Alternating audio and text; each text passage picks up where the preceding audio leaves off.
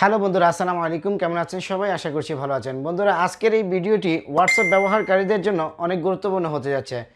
কেননা আজকের এই ভিডিওতে আমি আপনাদেরকে দেখাবো আপনার হোয়াটসঅ্যাপের ডাটাগুলো কিভাবে আপনি পুরান ফোন থেকে নতুন ফোনে ট্রান্সফার করে নিয়ে আসবেন, কার সাথে কি চ্যাট করেছেন, ভয়েস রেকর্ড করেছেন, ছবি পাঠিয়েছেন, ভিডিও পাঠিয়েছেন, সেগুলো কিভাবে আপনি পুরান ফোন থেকে নতুন ফোনে ট্রান্সফার করে নিয়ে আসবেন।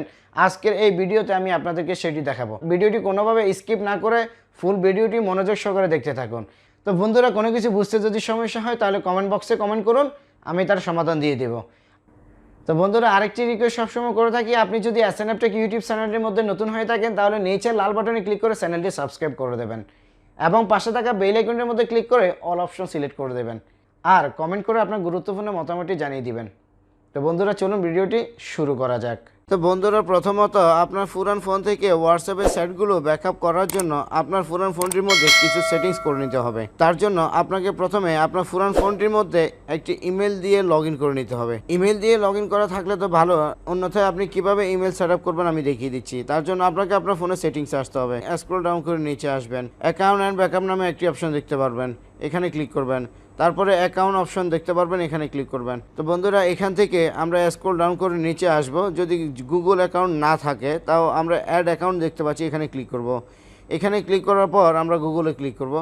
গুগলে ক্লিক করার পর এখান থেকে আমরা আমাদের স্ক্রিন লকটি দিয়ে আমরা একটি গুগল অ্যাকাউন্ট সাইন ইন করে নেব। তো এখানে আপনি আপনার ইমেলটি দিয়ে লগ ইন করে নেবেন। আপনার যদি ইমেল না থাকে, নতুন আপনি ইমেল কিভাবে তৈরি করবেন সেই ভিডিওটি আমি এই ভিডিওটির নিচে লিঙ্ক দিয়ে দিয়েছি, আপনি এখান থেকে দেখে নেবেন। তারপরে আপনি নেক্সট করে আপনার ফোনে ইমেলটি লগ ইন করে নেবেন। এরপরে আপনাকে আপনার হোয়াটসঅ্যাপটি ওপেন করতে হবে। হোয়াটসঅ্যাপটি ওপেন করার পর আপনি থ্রি ডট আইকনে ক্লিক করবেন। তারপরে সেটিং নামে একটি অপশন দেখতে পাবেন, সেটিংসে ক্লিক করবেন। তারপরে স্যাটসে ক্লিক করবেন। এরপরে আপনি স্যাট ব্যাকআপ নামে একটি অপশন দেখতে পারবেন, এখানে ক্লিক করবেন।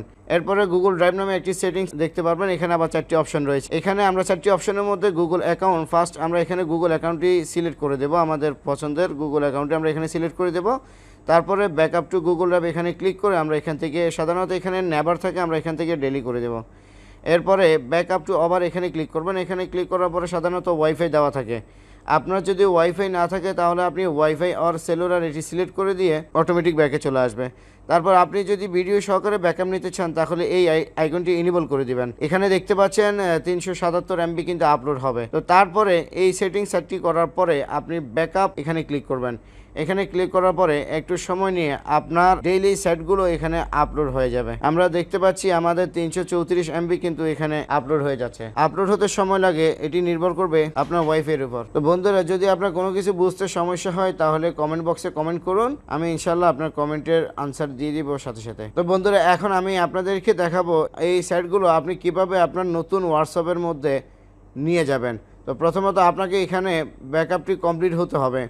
সবগুলো ব্যাকআপ কমপ্লিট হওয়ার পর আপনি এখান থেকে সিমটি ওপেন করে আপনার নতুন মোবাইলের মধ্যে কানেকশন করবেন। নতুন ফোনের মধ্যে সিমটি কানেকশন করার পর এখানে যে জিমেলটি বসিয়েছেন সেই জিমেল আইডিটি আপনাকে আপনার নতুন ফোনের মধ্যে বসাইতে হবে। আপনি টেক্সট মেসেজ বা ভয়েস মেসেজ, ছবি, ভিডিওগুলো অন্যথায় আপনি ব্যাকআপ নিতে পারবেন না। তো বন্ধুরা, এখন আমি আপনাদেরকে দেখাবো নতুন ফোনে এই সেটগুলো কিভাবে নিয়ে যাবেন। তো এখন আমরা নতুন মোবাইলে হোয়াটসঅ্যাপ ইনস্টল করব এবং এই নাম্বারটি দিয়ে আমরা হোয়াটসঅ্যাপটি ওপেন করব। তো বন্ধুরা, আপনার নতুন ফোনটির মধ্যে সিমটি লাগিয়ে এখানে নাম্বারটা দিয়ে নেক্সটে ক্লিক করবেন। এরপরে ওকেতে ক্লিক করবেন।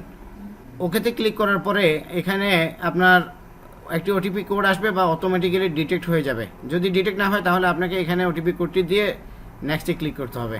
তো আমরা দেখতে পাচ্ছি এখানে অটোমেটিক কোডটি ডিটেক্ট হয়ে গেলে অ্যালাউ চাইবে, অ্যালাউ করে দিতে হবে।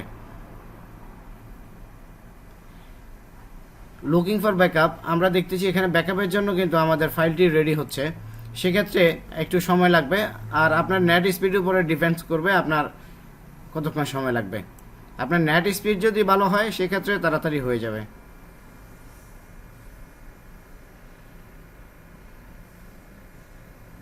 তো বন্ধুরা, এখানে আপনি দুটি অপশন দেখতে পারবেন, রিস্টোর, স্কিপ। আমরা এখানে রিস্টোরে ক্লিক করব।